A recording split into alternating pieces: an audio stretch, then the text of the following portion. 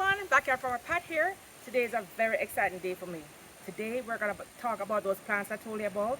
You remember those plant ones, eat forever plants? So we're going to talk about my top favorite survival foods or foods that I always have in my garden. There are a few newbies and as a matter of fact there are a couple surprises at the end, but let's get started. So I'm preparing some soil. First of all, the first one I'm going to plant is sweet potatoes. You guys know how much I love my sweet potatoes. Sweet potatoes, I think that my very first video was on sweet potatoes.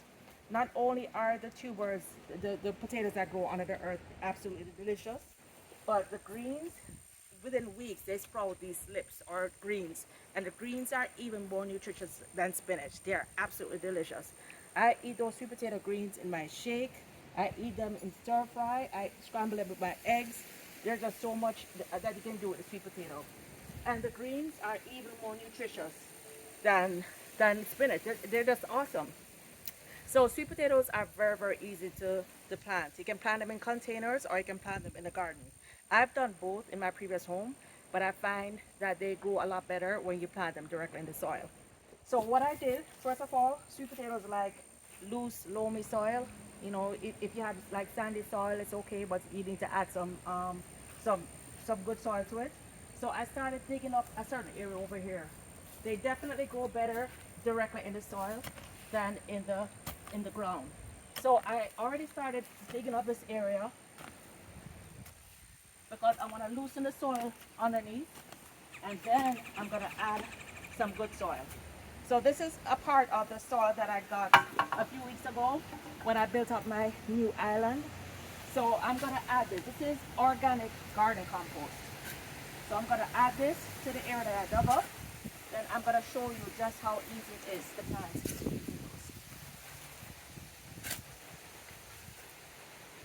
All right, so we have, I would say we have about a foot of soil here. Let's get a little bit more. And this is how easy it is to plant sweet potatoes. So right now I have a variety of sweet potatoes. Let me show you. I have my purple flesh sweet potato. I bought this like a week or two ago, and it's already no, actually I bought it maybe a week ago. It's already sprouting. I have the orange sweet potatoes, or you know, this kind of, they make candied yams with. That's a common kind you find in the supermarket. And I also have Jamaican sweet potato that has the white flesh on the inside. So all these are gonna be planted the same way. They're a variety. You know, I don't always like to eat the same kind of sweet potatoes. The orange ones have a completely different texture. They're more watery, but the purple and the white ones are a little bit drier. So let me show you what I do. It's always better to start with organic material or organic sweet potatoes if you can. These are all store-bought. When they're not organic, they're often sprayed by some chemicals to inhibit the growth. But I find when I buy the organic ones, if I just leave it on the counter, they sprout. So here's what I do. I'm gonna make a little burrow right here. I mix in the good soil with the sandy soil. These sweet potatoes are gonna send the shoots down. They're gonna also spread across. And I just put my sweet potatoes. So right now, what I'm trying to do is encourage sprouts. So you see they already started sprouting. I want to encourage sprouts. And then once they sprout, once they sprout the slips, once the slips are like about a foot tall, I'm gonna break the slips off and then plant them. Each potato can have multiple slips, 5, 6, 10 slips.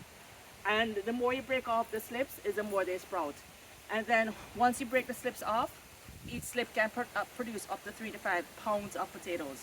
So just from these few potatoes, I can get a ton of food.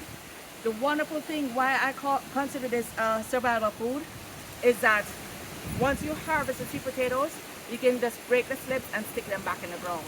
Or you can take some of the potatoes you harvested and plant them back in the ground, and they will sprout again. As a matter of fact, if I leave my potatoes in the ground past the time, they will just sprout again, and then they'll start producing more.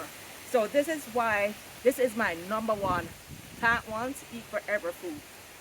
So I'm gonna get these in. Sweet potatoes like rich soil. If you notice, I'm not covering them up completely because I'm just trying to encourage sprouts. So I'm covering them like this. I'm leaving the little sprouts at the edge out. Just lightly covering it. Once they sprout, I'm going to add a lot more of the soil and plant the slips deeper in so that they can produce a lot of potatoes. So right now, I'm just trying to stimulate growth. So let's move on to our next favorite one. So this next one is Moringa. And here, if you checked out my last video, I showed the video from a couple of days ago. I showed you that I actually sprouted some Moringa seeds in a little lunch container, and you can see in just 2 days, the seeds that had just sprouted are already growing. So what I'm gonna do, I'm not quite sure where I'm gonna plant these yet, so I'm gonna transplant these in pots. And what I did in these pots, I have added a little bit of blood meal. Blood meal is nitrogen, and nitrogen encourages leaf development. So I want this to grow and have some leaves, so I'm gonna pot these out. I have 5 Moringa plants, seedlings, so I'm gonna plant these 5 out. So you guys, I know some of you know Moringa and others of you are saying, Moringa, I've never heard of that before. So Moringa is eaten all across Asia, India, and in parts of Africa. This Moringa is considered the healthiest green, the healthiest plant on planet Earth, okay? The healthiest plant on Earth. It has like every vitamin and every mineral that your body needs. So Moringa grows very, very easily. As you can see, I just soaked some seeds. These are seeds from 2 years ago that I had. I soaked 5 seeds and all 5 of them sprouted. So Moringa is also very, very easy to grow. You can plant them by seed, or you can actually, once they start growing, you can actually just break a branch and it will grow. Within 1 year, you're gonna see these are gonna be big trees within a year. What I love about Moringa is that you can eat every part of the tree. You can eat the leaves, you can eat the blossoms, you can eat the seeds. If you watch the video from 2 days ago, you saw where I cracked open a 2-year-old seed and ate it. The seeds are amazing. They start off with a nutty flavor. Then after you chew for like a few seconds, it becomes like the sweetest thing you've had on earth. So sometimes I actually put the Moringa seeds in my shake because it adds the natural sweetness to the shake. I think I got all 5. 1, 2, 3, 4. There's one missing. There is one missing. Let me see. Not sure where my 5th one went. But yeah, so maybe I only had 4 seeds. I thought I had 5. Anyway, so I potted these out. These are gonna get big within a few days, maybe like a week or 2. I'll decide where in the garden I want them. So Moringa, I'm gonna put some links to Moringa so you can read more about it, and I'm also gonna have some of the benefits. It's awesome. Moringa can even be used to purify water. So in different parts of Africa where they're very poor, they cook Moringa in almost every meal, and plus they use the leaves and the branches to purify the water. But I'll add some links to that. Okay, so let's see, what is my next one? So next, I want to talk about bananas. So bananas is another one of my all-time favorite survival foods. Bananas, as you guys know, is very high in iron when it's green. Green bananas has high iron content. And then ripe bananas, which most of you are used to eating in the store, very, very high in phosphorus. So let's go talk about bananas. So I've already planted a few bananas throughout the property, but I'm going to show you why bananas is a must-have, plant once, eat forever food. So with bananas, what I love about bananas is when you plant a banana tree, our banana plant is not really a tree. When you plant a banana, it actually sends up shoots, side shoots. It sends up new banana tree or plants from the root. So I planted this banana like about 2 months ago, and of course it got hit by the frost, all the leaves died off. But then within weeks, it pushed up a new banana. So one banana can produce 80 to 100 actual bananas if you eat, and then it can also produce multiple side shoots. So each banana, if I take this banana and plant it somewhere else, it's gonna give me 100 bananas, plus it's gonna send up additional shoots. So to me, this is definitely one of my favorite plant once, eat forever foods. Once I plant a banana, if you guys know from my earlier videos, I had one banana plant that my mother-in-law gave me, and I had bananas for the whole 7 years I was there. I gave away multiple banana plants to my other friends, and they were able to eat bananas, and they were able to share some of their bananas with me. So it's just absolutely awesome. Especially, and then when you separate them, you can leave them. A lot of people grow them in a circle. If you separate them, each banana tree will produce its own circle. So literally, you can have clumps of banana all throughout your property. They all bear at different times of the year. So at any time of the year, you should be able to go outside and pick a hana green bananas or pick a hana ripe bananas. Jamaicans love the green bananas. You can boil them. You can eat them instead of potatoes. You can crush them up with butter and eat them. You can slice them up and fry them. Absolutely wonderful. And it's, of course, it's a great source of phosphorus, and it's just really, really good for you. All right, so let's see what else I have. What number am I up to? 1, 2. We talked about sweet potatoes. We talked about peanuts. No, we didn't talk. Let's talk about some peanuts. We didn't talk about that yet.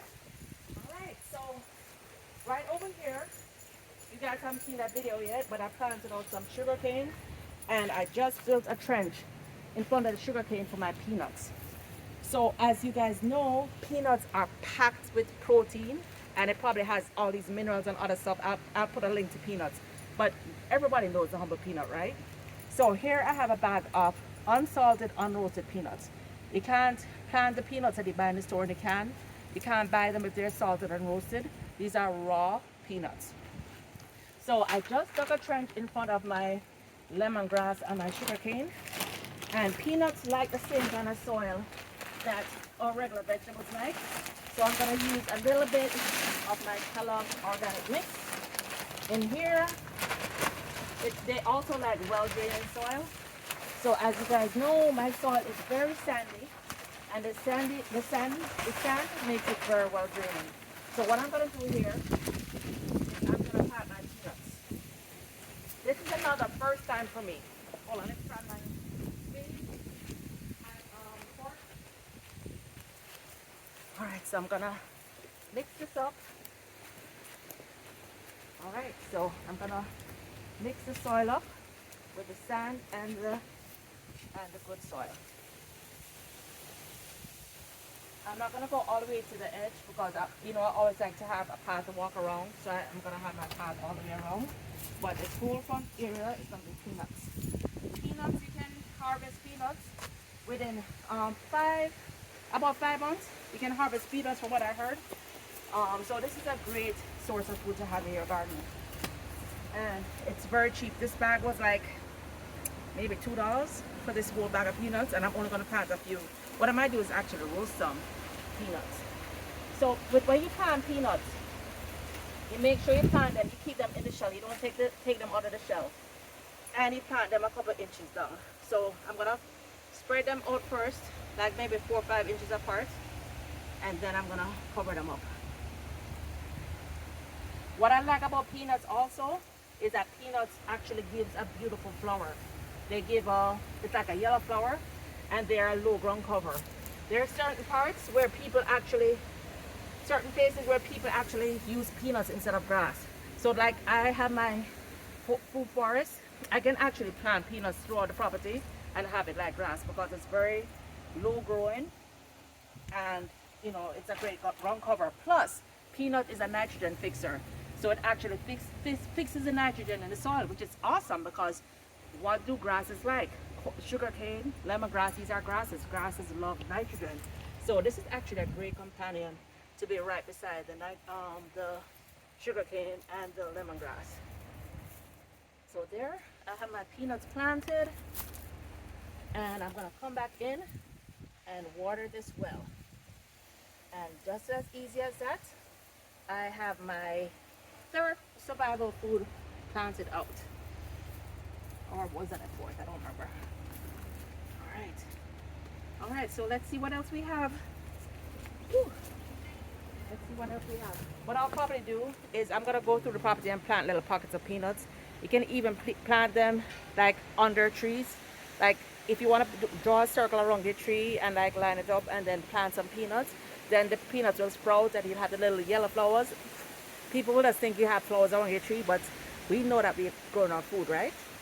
All right, so let's see what else I have. What else do I have to plant? Oh, look! Another great survival food that is known all around the world, eaten all around the world, cassava. So these are some cassava sticks that I actually chopped one branch off. When I did that video on refreshing my mom's veggie bed, there was a huge cassava branch that was hanging over. So I chopped the branch to give her veggie bed more light. And I literally just chopped up in pieces and stuck it there. And look here guys, it already started sprouting right here in the container. However, I've planted cassava in containers before, and I've planted it in, well, I've never planted it in the ground. When I planted it in the container the last time, it didn't grow very big. I mean, it was pretty, but there was no cassava underneath it. I think it just didn't have enough space, and I probably didn't take enough care of it. So I'm gonna plant this cassava straight into the ground. But cassava is a tuber. It grows from the roots. So it's like how you have your yams and your yard food, your hard food. Cassava is a tuber that grows under the ground. It grows from the actual roots. So let me show you. Let me pull out a stick. It's been in there for a couple months, so I don't know if there are any roots. As a matter of fact, let me try not to disrupt it too much. I don't know if any's actually growing. It takes 10 to 12 months to grow, and I didn't mean to leave it in here so long. Okay, it's not growing yet. So let me explain. Ooh, but it's stinky. It has a lot of roots, lots of roots growing. So this is great to plant. All right, so let me tell you about cassava, guys. You can literally chop cassavas grow from the stick. You take a piece of stick, 12 inches is good. Everywhere that you see a leaf node here, these are the leaf nodes. Everywhere that you see a leaf node here, it's a potential for either roots, cassava roots, or it's a potential for leaf. So every node that is below the ground will sprout roots, and those roots will become cassava that you eat. Everything above it will sprout leaves, and those leaves will be just pretty. I like the cassava plant because I think the leaves are absolutely beautiful. So I'm gonna plant them along the fence. This is gonna be a beautiful hedge. It's just gonna make the place very green and very tropical and very lush. But on the ground, we're gonna be getting some nice, big, fat cassava to eat. Look at that, I'm salivating. Cassava is so good. You can grate a cassava and make cassava dumplings. Did you guys know that's a thing? You can mix the flour with the cassava and make your cassava dumplings. Cassava is actually what they use to make tapioca. So you guys eat tapioca pudding? It's cassava, right? That's what you use for tapioca. Cassava is another one of those foods that's grown throughout Africa, India. It's a very good source of food. It constantly grows. It constantly grows when it's planted. So when your cassava is getting ready to be harvested, 10 months, it's ready to, 10 months a year it's ready to harvest. You can leave the cassava in the ground for as long as 2 years. So that's a wonderful thing. You don't have to dig up all the cassava one time. You can say, okay, I'm gonna eat the first plant first. Let me eat that root first. So as I said, cassava is gonna form from the root. So you see all these roots that are formed. As I plant it underground, it's gonna give you the big cassava or yucca underground. So this one is it's all ready for me. So I'm gonna lay them out along here and plant them. What else did I want to tell you about cassava? Oh, one very important thing. Cassava has a high amount of cyanide in the leaves and in the actual tuber. So you never ever eat undercooked cassava. You make sure that you cook it properly. Look up your recipes, find out what the times should be to cook it, and make sure you cook it thoroughly. Also, in some cultures they eat the leaves, but the leaves also have a high amount of cyanide. So if you're gonna eat the leaves, I wouldn't eat the leaves, but if you're gonna eat them, make sure you cook them thoroughly so that the cyanide is out, because it will kill you. Just like ackee and soft ackee, if you force it open, it will kill you. Cassava can kill you, but it's a wonderful plant, a wonderful food source, and it's easy. Literally, you chop it, you stick it in the ground, and it's gonna grow. So let's just plant a couple of them, and then I'll come back and do the rest. And this is all from one branch. Look at that. Look at those roots, guys. Wow. All right, so these are all piles of dirt I just did a sweet potato there. So I'm gonna probably do some cassava over this side. All right, just pause. All right, so I just dug up some holes for my cassava. I'm gonna show you 2 ways you can plant cassava, and then we're gonna move on to the final 2. All right, so there are 2 ways to plant cassava. You can plant the cassava straight down. So you see, oh my gosh, this is such a healthy piece. You can see it has a shoot here and a shoot here. You can plant it across. So see, I have this stick actually fell in, but it's shooting. So you can plant the cassava across. So picture that was actually a stick before stick. You can just do it this way. So let me plant it, and you can also plant it straight up. So I'm just gonna rest the cassava here. From this, all of these are gonna form the roots, and the roots are gonna go into the sand. You know, ideally I would make a bigger hole, but the cassava will push through the soil. As a matter of fact, it might push even as far as the fence and beyond the fence. Because it's sandy soil, it will find its way through and push through. So I'm gonna cover it up with some good soil. And this is actually very close to another cassava plant, probably a little bit too close. You know what? Let me move this one here. I'm gonna move this one here, and then I'm gonna fill in. This is the dirt that I dug up. I'm gonna fill in some of this dirt at the bottom, and then I'm gonna put some good soil above it. When you're planting cassava, always be sure to cover at least 3 or 4 joints. So if you have like a 12-foot stick, I will put at least 6 to 8 inches in the ground and just leave a few inches on top. But make sure at least 3 or 4 joints are covered up. Right? And just as easy as that, we have our cassava. So cassava can literally grow in this desert. It likes loose soil, so it can be sandy soil, it can be rich soil. Cassava is very easy to grow. In a lot of places that they grow it, it's very hot climate and it grows well. So this cassava, I don't know if it probably won't grow in certain colder zones. I'm in zone 9B, so I'll get my 10 months of warm for it to grow, and I'll probably be able to harvest it before it gets really cold.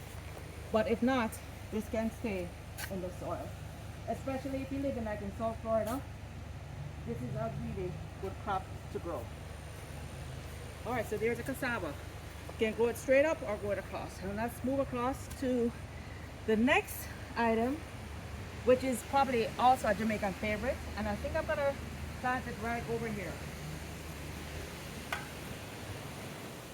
So the next item is Jamaican calalloo. So calalloo is a leafy green. It's very much like spinach, but to me, calalloo tastes way better than spinach. It's high in carotene, vitamins A, B, C, D, E, F, G, H, I, J, K. It has everything in it, right? Jamaican calalloo. Jamaicans love to eat it as a green. They can eat it as greens, as a side dish, or Jamaicans love their calalloo and saltfish early in the morning. So what I love about calalloo and why it made my top 8 list is that calalloo, it's literally like a weed. When calalloo grows, it flowers at the top and then it produces these seeds. And when the seeds blow around, you'll find calalloo popping up in your grass, in your flower pots, everywhere. So this is a plant that when you plant it one time, you eat it forever. Because if I plant this once, I'm gonna have calalloo everywhere and I won't need to be planting and planting every time. It will die down at some points of the year, but like right now, if you check my flower pots in the front of the yard, you're gonna find calalloo growing up there. And wherever they grow up, I just let them grow and I harvest it and I have a delicious meal. One calalloo is enough, can be so big. They can grow up to like, I've had calalloo grow like 5 feet tall, right? And one calalloo alone can be enough to give me a meal. So I have my calalloo seeds. The seeds are the black part. If you see, there's some black and then there's the trash part. So the black part is what I'm planting. And to plant calalloo likes nitrogen. So you really don't have to put any blood meal on there. But I want my calalloo nice and fat because I want to eat the calalloo quick and I want a lot of calalloo. So I'm going to plant it right here. Right here. So I'm going to sprinkle a little blood meal into the soil. And gonna mix this up. Then I'm gonna plant my calalloo straight into this pile. Ooh. Ideally, I don't think I dug up enough grass here, but I am gonna be dealing with the grass later. So I'm gonna sprinkle some calalloo right here.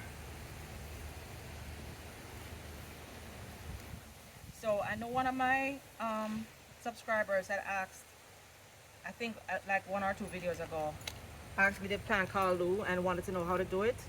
There's really nothing to know about planting callaloo. It's very, very, very easy. So you see the seeds like this? You see the seeds? I literally see the black long parts are the seeds, and then the beige part, that's like the flower, the trash that came around the seeds. So I'm just literally gonna sprinkle this.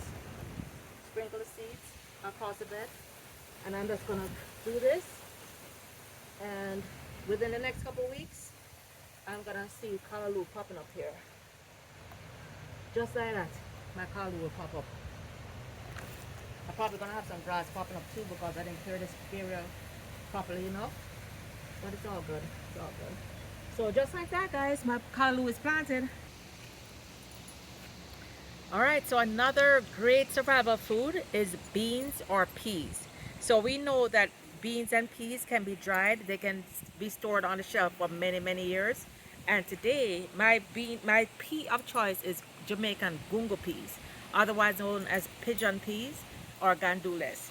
So I planted several. My friend Tony sent me some pods of Gungo peas or pigeon peas, and I planted them in my seed tray a couple weeks ago, and you can see they're more than ready. This white stuff you see on it is actually eggshell. I blended up some eggshell because, you know, eggshell promotes good root growth. So I'm gonna mix it in with the soil, but we're gonna go ahead and plant these out right now. So I've already dug, I have 1, 2, 3, 4, and I've already dug my 4 holes.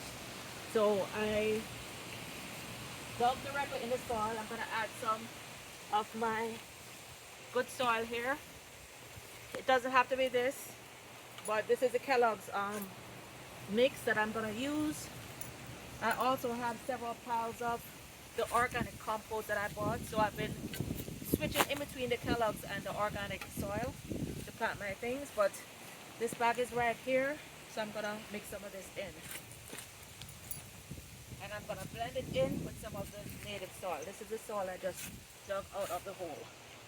So I'm gonna mix in the loose soil that has a lot of sand in it. I'm gonna mix it in with the good soil, a little bit more Kellogg's, and then we're gonna transplant our Gungo peas. What I love about Gungo peas is that this is gonna grow into a beautiful tree that has absolutely beautiful yellow flowers. So the yellow flowers that form on the tree, those are what are gonna produce your peas. So here you can see it has excellent root formation in just the 2 weeks since I planted the peas. So I'm gonna plant this here.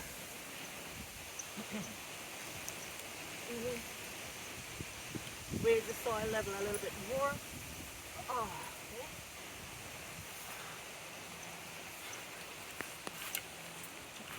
I'm just making sure the soil level is up.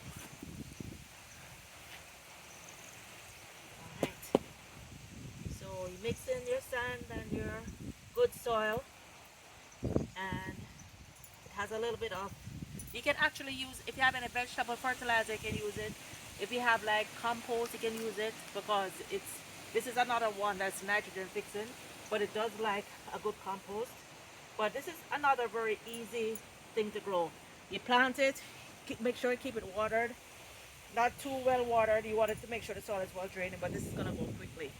So I'm just gonna go ahead and plant these other 4 out, and then before you know it, just within maybe 6 months to, well, maybe within a year or so, it's gonna form a beautiful hedge with the yellow flowers, and then we're gonna have our peas. And the reason that why this made my list is not only does it store well, but then every year, or these trees will actually last about 3 years, but every year you can allow some of the pods to dry on the plant, and then you just replant those pods. So, you know, I can continuously replant these, and you know, you never have to buy Gungo peas again. Store them, freeze. You can freeze them, you can just dry them and store them, but you'll always have peas. All right, so I'm gonna pause and finish this up. All right, and I promised you some bonuses, so we have a few bonuses. So my ginger plant, or my ginger roots, and my turmeric and onion. So this is just an onion that was in the fridge. But you can separate your onions. Whenever you see your onions sprouting like this, you can actually separate the pegs and plant them. Then you'll have green onions growing. So this is not a forever food, but it's just something I'm throwing in there. And then the ginger. What I love about the ginger is, as soon as you see it start sprouting, same thing for the turmeric. These little bulbs, these little heads, will actually sprout your plant. So you can plant these in a pot, and the reason I love these is that once you plant them and you grow, you can always harvest them, and then you can take pieces that you harvest and plant them again. These are all pieces of my turmeric that I harvested several months ago, and I'm gonna plant these, and these are gonna each produce a lot more turmeric. And also, a great survival food, no matter where you live across the U.S., is the Irish potato, right? So I actually rented some potatoes on the soil 2 weeks ago, and you can see some of them are already sprouting. So this is a purple flesh Irish potato. This is a white potato. That one hasn't sprouted yet. And we have a red potato that looks like, oh, look, here's a red potato that it's already sprouting. And these are just some potatoes. You can see I just rested them on the soil. I didn't plant them. I didn't push them in. Some of them are actually rotten. This one looks like it's actually rotten, so I'm gonna dump this one out. But potatoes are a great staple food. That's a staple food across the U.S., across wherever you live. Potatoes are a staple food. So I'm experimenting in growing these in straw. So I'm just covering these lightly with straw. But that's a great food that you can. All right, and now we're at my final must-have survival food, papaya. So papaya, you can literally grow a papaya from seed and eat within 10 months. You'll have your fruit within 10 months. You can eat the papayas green. You know, Jamaicans, we have this thing we call chocha or chayote squash. When you eat it green, you can chop it up, cook it in soup. You can eat it green. You can make Thai papaya salad, which is an absolute delicious dish. Or you can wait for them to be ripe. You guys have got to check out my earlier videos. I have the best papayas in the entire world.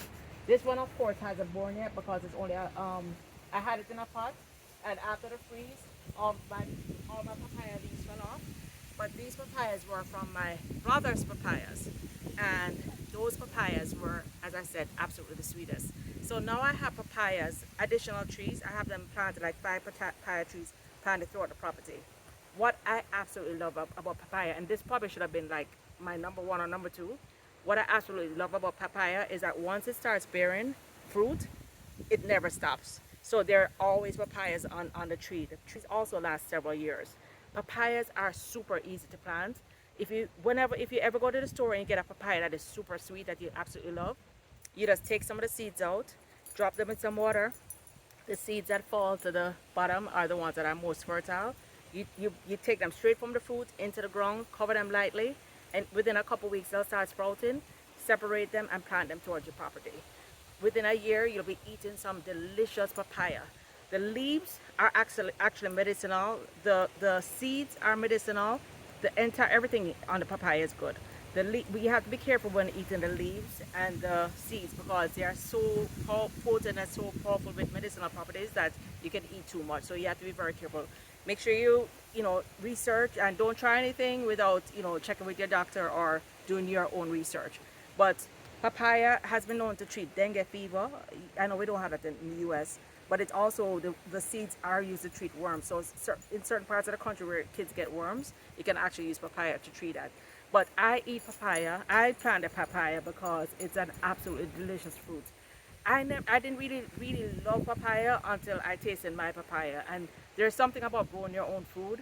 The quality of the food is so different. The flavor, the taste of the food is so different. I always encourage you guys to plant a seed, grow what you love. Don't grow something because it's popular or just because it's born in the area. These are my survival foods. I know that you guys know about so many more. But if you have your own survival food or your own plant once, eat forever, or plant once that you can eat continuously, drop a comment below. Let me know what you're planting right now. I'm looking forward to hear from you. Anyway, guys, till next time, let's plant, grow, and eat together. Don't forget to hit like, and don't forget to subscribe and hit that notifier bell Some of you have been telling me you haven't been getting the notifications, and that's because you haven't clicked the bell and click on all so that you can see the notifications. Also, right now I am posting almost daily on Instagram, so be sure to follow me on Instagram and Backyard Farmer Pat on Instagram also. Anyway, till next time, bye now.